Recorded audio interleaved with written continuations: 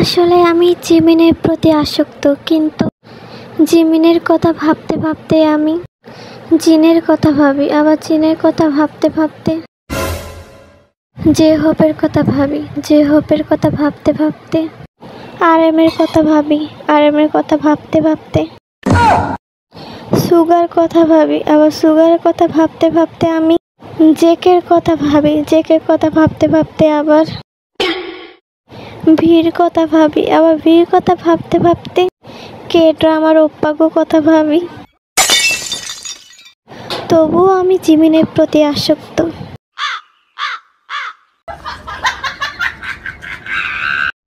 আর একটা কথা, তোমরা সবাই তো জানো আরএম ওপ্পার অ্যালবাম রিলিজ হয়েছে। সো তার এমভিতে তোমরা বেশি বেশি করে স্টেম করবা, কারণ আমরা ছাড়া তারা কখনোই এগিয়ে যেতে পারবে না।